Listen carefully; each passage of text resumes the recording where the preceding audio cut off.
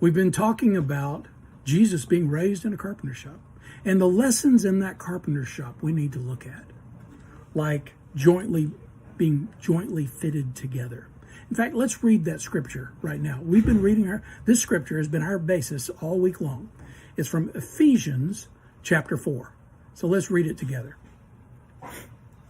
From whom the whole body fitly joined together and compacted by that which every joint supplieth, according to the effectual working in the measure of every part.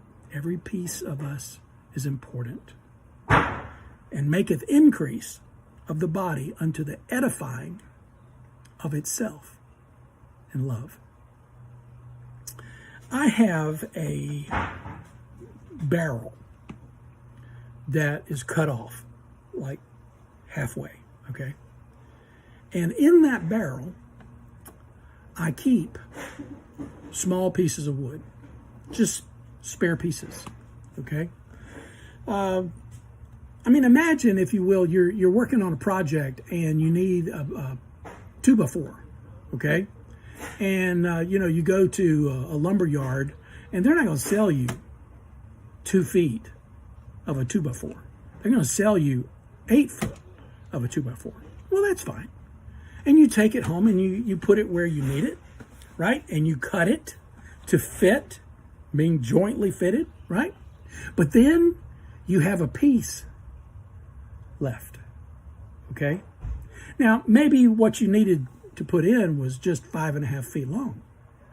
So what do you do with the other 2.5 feet?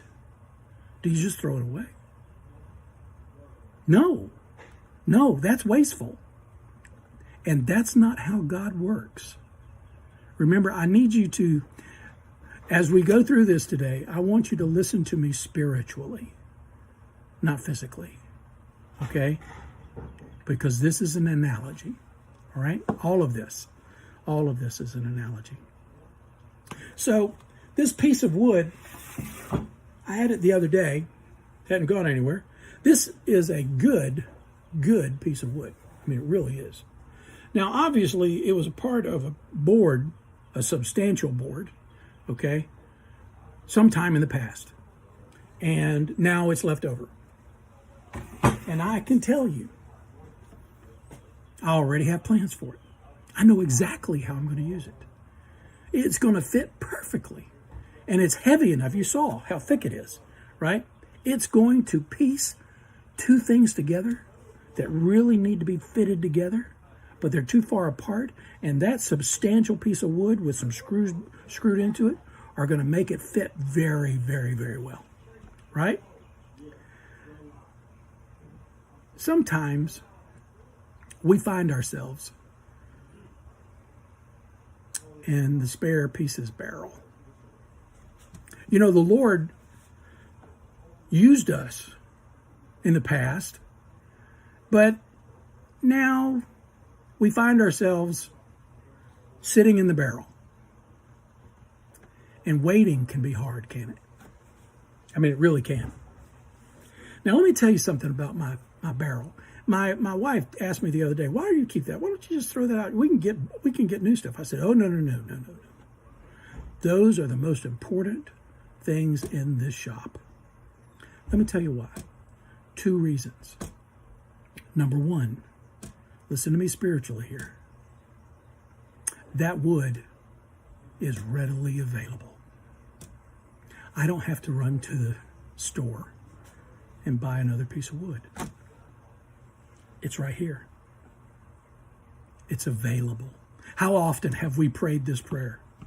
Lord, use me. Are we available? Will our schedule even permit the Lord using us?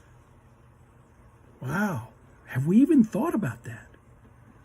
Maybe the reason that we are in the spare parts barrel, spare wood barrel, is because we are not available. That's a shame. The other part of it, the other thing I like about it, is that in a smaller piece, I have to tell you, I'm not much of a carpenter. I'm really not. I'm more of a fix-it kind of guy, okay? I don't have what carpenters call potential vision. I have fix-it vision. I can look at it and go, here you go. This is what I need to do to fix it, right? These spare pieces here, not only are they available, they're pliable. They're willing to allow me to shape them into exactly the piece that I need. And that's where we need to be. If we're going to say, Lord, use us, we have to be available. And we have to be pliable. Tomorrow, we'll be back in the carpenter shop, and we're going to talk about sandpaper.